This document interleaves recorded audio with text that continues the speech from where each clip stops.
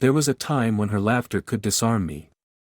It was sharp, melodic, the kind of sound that could have lit up a room, if only it hadn't been aimed at me. Grace had a way of turning even the smallest moments into something cruel, as if her affection came bundled with ridicule, and I swallowed it. For years, I convinced myself that it was love wrapped in sarcasm, teasing with a hint of tenderness. But the truth is, it chipped away at me, quietly and methodically, like waves wearing down a stone. "You're really going to wear that?" she'd say, arching an eyebrow, a smirk playing on her lips. No, it's fine. I'm sure the 90s are coming back, eventually." The worst part? She didn't even wait for a reaction. She'd just move on, sipping her coffee, scrolling through her phone, as if her words didn't hang in the air like smoke from a slow burn. Mockery was her favorite language, and for a while, I learned to speak it too, laughing off the jabs, pretending they didn't sting. But they did. Her voice followed me into meetings, into mirror reflections, into the quiet places of my own mind. Every joke at my expense came with a silent question: am I really this small? I remember once, early on, when we were at a dinner party with her friends. Someone brought up career changes, and I mentioned the idea of starting my own consulting firm. Before anyone else could respond, Grace snorted into her wineglass. "Daniel starting a business," she said, eyes wide with faux surprise. "Only if it involves losing money and forgetting appointments."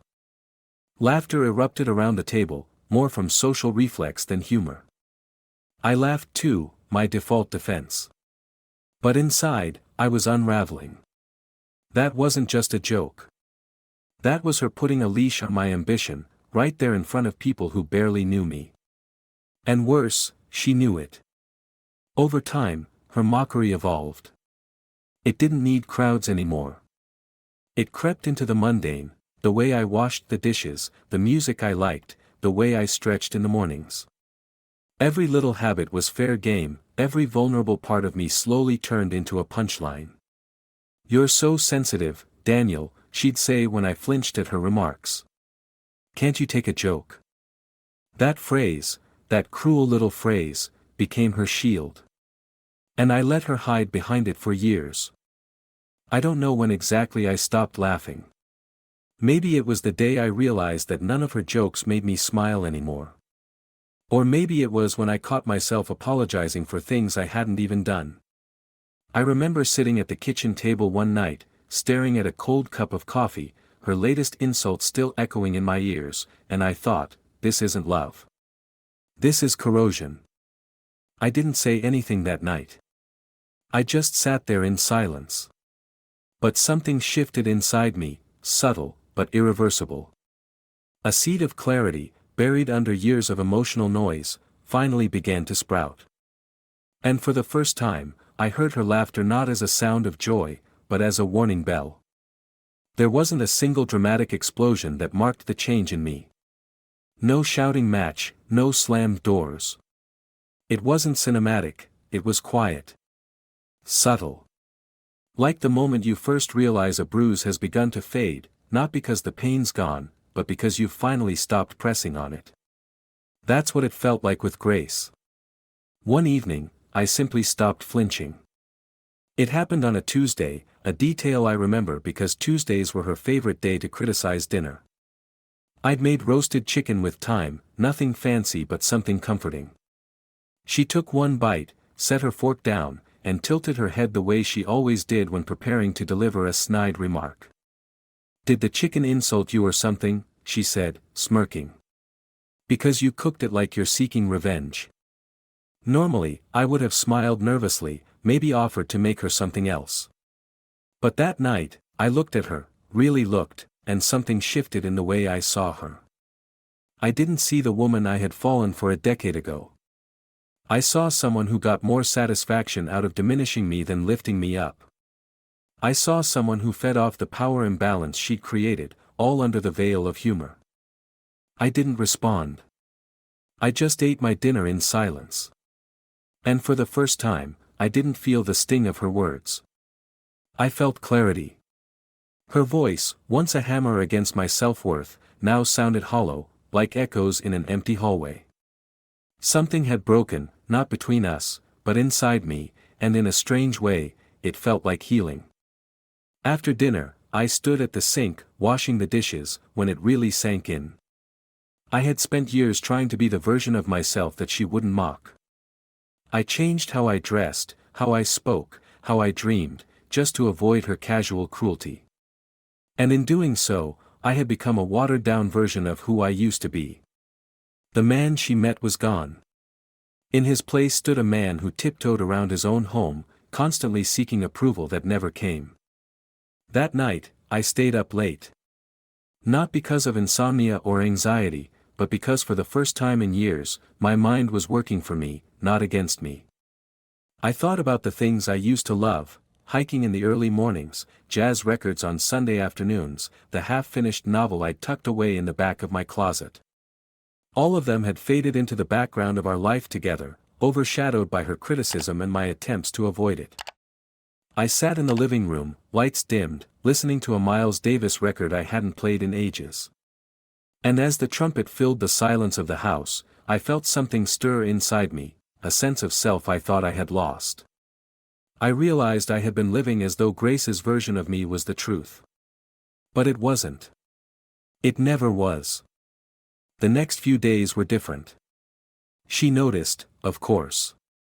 She always noticed when she wasn't being entertained by someone's discomfort.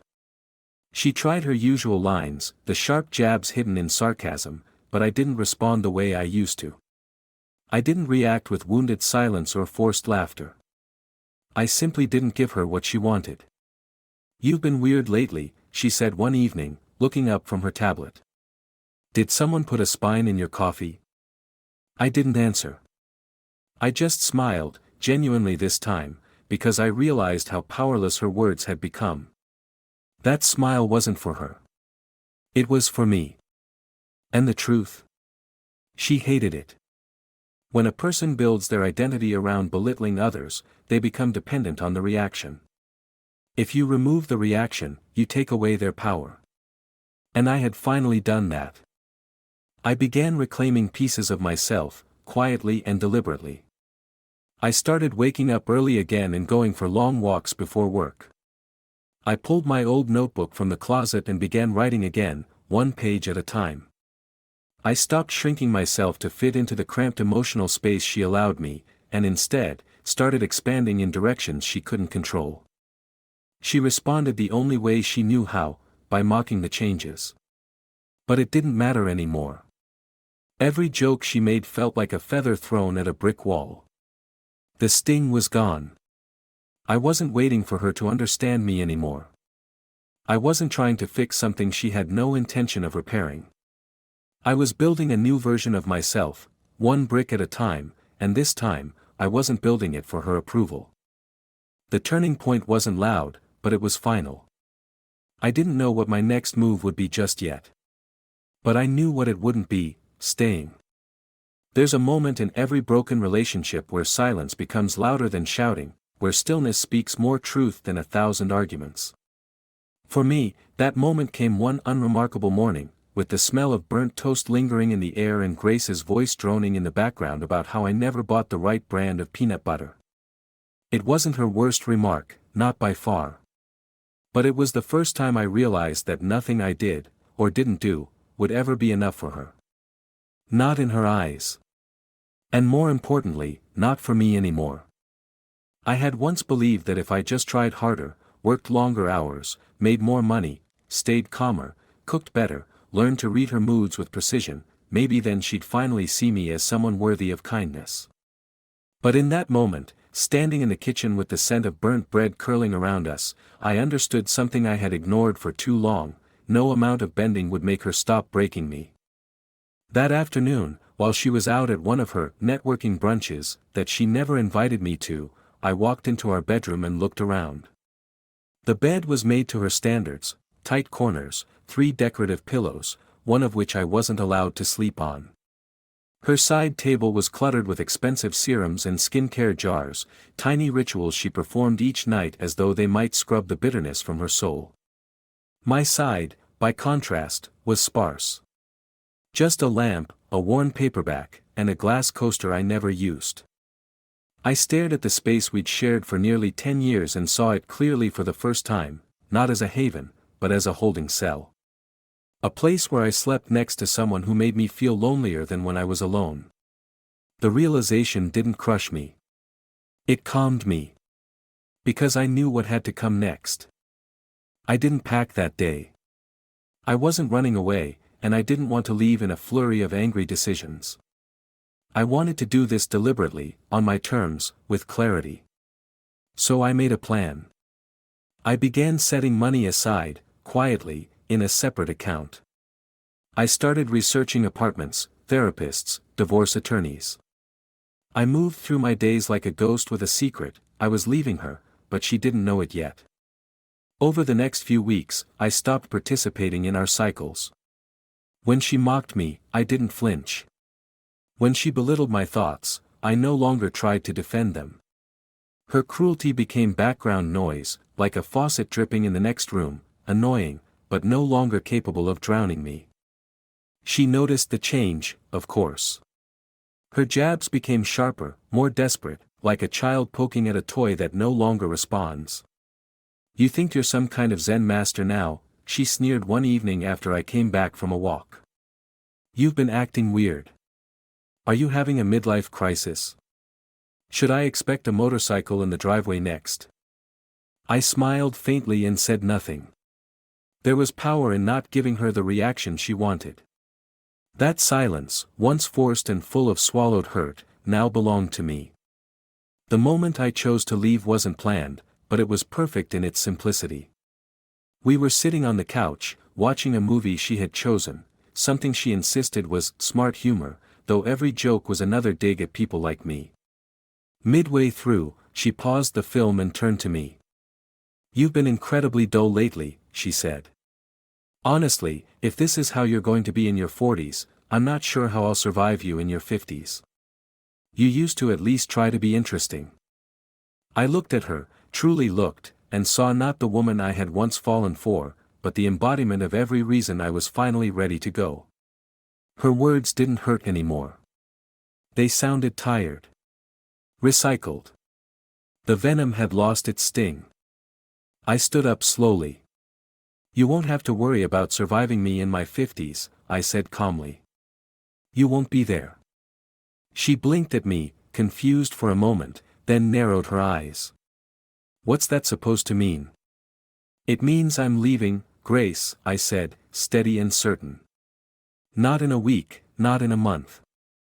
I'm leaving now. I've already found a place. I'm already packed. This, us, is over." Her mouth opened, but no sound came out. She hadn't expected this. For all her mockery, all her dominance in the relationship, the idea of me actually walking away was never part of her equation. I watched as the realization washed over her like cold water. She wasn't in control anymore. "I don't believe you," she said, finally. "You wouldn't just leave." "But I would." And I did. I picked up the suitcase I had stored in the hallway closet. I'd packed it quietly 2 nights before, tucking away the essentials, just enough to start over. I walked to the door, turned one last time to see her sitting stunned on the couch, and said, "Mock me all you want, Grace. But you'll be the only one listening now." Then I stepped out, closing the door behind me with the soft finality of someone who knows they'll never walk back through it again. In the days following my departure, the silence was intoxicating. Not the kind that feels lonely or empty, but the kind that wraps around you like a warm coat after too long in the cold. For the first time in years, there was no one criticizing how I loaded the dishwasher, how I folded my shirts, or how I sipped my coffee too loudly. I hadn't realized how deeply her voice had embedded itself into every corner of my life until it was gone.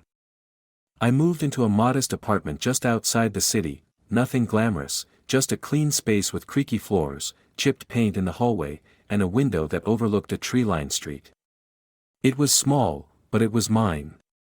There was no scented candle I didn't ask for, no pristine throw pillows I couldn't touch, no curated bookshelf meant to impress guests. Just books I actually read and music I actually loved. Every inch of that space felt like a breath of air I'd been denied for too long. At first, Grace didn't call. She didn't text either. I half expected a barrage of angry messages or a dramatic appearance at my door, but instead, there was nothing. Just silence. Maybe she didn't believe I would really follow through. Maybe she thought I'd come crawling back once the dust settled. Grace had always been sure of her place in my life, so sure that she never questioned whether her absence would matter more than her presence. It took exactly 9 days before I heard from her. Her name flashed across my phone screen while I was unpacking a box of old records I hadn't touched in years. I let it ring. She called again an hour later. I ignored it. Then came the text, "We need to talk. Please." I stared at the message for a while before putting the phone down. I didn't owe her my time anymore. That realization settled in slowly but firmly. I wasn't trying to teach her a lesson or get revenge, I was simply done offering pieces of myself to someone who mistook them for scraps. Later that evening, a second message came. This one was longer. "I didn't realize how quiet this house would be without you. I keep hearing things, your footsteps, your laugh, even your awful humming in the shower. I used to mock it, but now, the silence is unbearable." There was a time when that message would have shattered me, when I would have felt an ache in my chest and rushed to fix whatever pain she was experiencing. But now, I felt nothing but a quiet sense of justice. Not vengeance. Just truth catching up to her. Grace had always filled the air with noise, sarcasm, complaints, passive-aggressive sighs, but now she was left alone with the echoes. The same laughter she once weaponized, the jokes she cracked at my expense, now lingered in the rooms like ghosts. She hadn't lost a husband who screamed or lashed out. She lost the man who quietly endured, who gave chance after chance, who stayed far past the point of personal dignity. I learned that when someone builds their identity around diminishing you, your departure doesn't just create a void, it dismantles the structure they've built. And Grace, who had always found power in making me feel small, now had no one left to stand over. She sent a third message the next morning, "Can we just talk? Not to fix things. I just miss you. The real you." I think I forgot how much I loved that man. I didn't reply. Not because I wanted to hurt her, but because I was finally prioritizing myself. I was in therapy, journaling, reconnecting with old friends, even joining a hiking group. Each step wasn't some cinematic transformation, but a steady return to the version of myself that existed long before Grace's ridicule reshaped me. One evening, I visited a local bookstore and ran into an old college friend, Michelle. We'd lost touch over the years, but the conversation flowed easily, effortlessly, like a song you still remembered the lyrics to. She laughed at my jokes, genuinely. Not with a roll of the eyes or a patronizing smirk, but with warmth.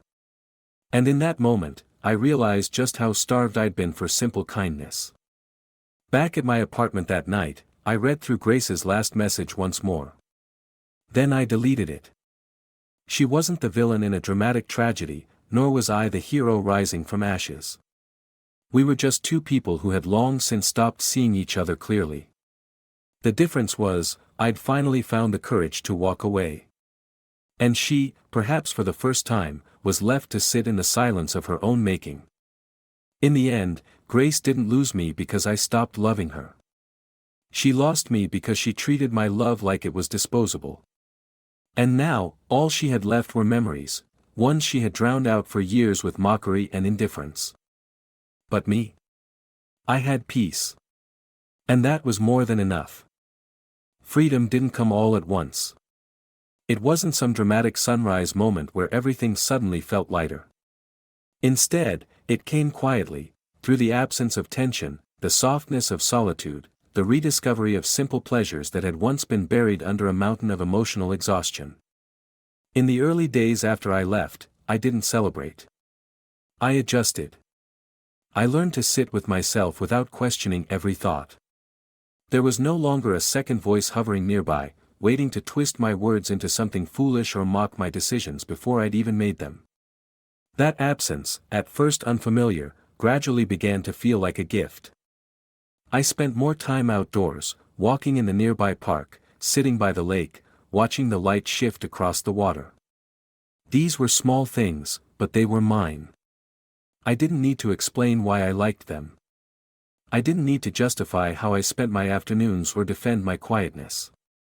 For the first time in years, I was allowed to simply exist without being critiqued for it. There were moments, of course, when my mind drifted back to her. Not with longing, but with clarity. I thought about how often I had laughed at my own expense just to keep the peace. How many dreams I had delayed, not because I didn't believe in them, but because I knew she would ridicule them the moment they left my mouth. That was the true weight I had carried, her voice echoing in my head long after the words had been spoken. But as the days passed, those echoes began to fade. My inner monologue changed. I no longer filtered my thoughts through the lens of her potential reactions. I found my own rhythm again, the cadence of a man who didn't need to shrink to be accepted. One afternoon, I sat at a cafe I used to walk by for years but never entered. Grace always scoffed at places like that, calling them pretentious spots for people with nothing better to do. But I went anyway. I brought a book, ordered a coffee exactly the way I liked it, and sat by the window with the sunlight warming my face. I didn't care if it looked ridiculous or if someone thought I didn't belong there. I belonged wherever I chose to be. That feeling, of choice, of agency, became my anchor. I started reconnecting with old hobbies, not because I was trying to reinvent myself, but because I finally had space to remember what I enjoyed. I began writing again, not just in a journal, but stories and reflections that had long been gathering dust inside me. The words flowed easily, unburdened by the fear of being dismissed. And then there were people. New ones. Real conversations with individuals who asked about me without judgment, who listened without trying to reshape me. It was startling how quickly I remembered how to laugh, freely, without hesitation. Not the kind of laugh that hides discomfort, but the full, unguarded kind that makes your chest ache in the best way. Grace did reach out a few more times, sporadically, each message tinged with a growing sense of regret. I didn't block her. I didn't lash out. I just stopped responding. Not out of cruelty, but because I no longer had anything to prove. I had given her years. What I owed now, was to myself. The room we once shared still exists, of course. But it's just a room now. And her voice, once so loud in it, now exists only in memory. Her mockery, which used to crush me, now echoes into nothingness, lost in a space she no longer occupies. I am not bitter. I am not angry. I am simply free.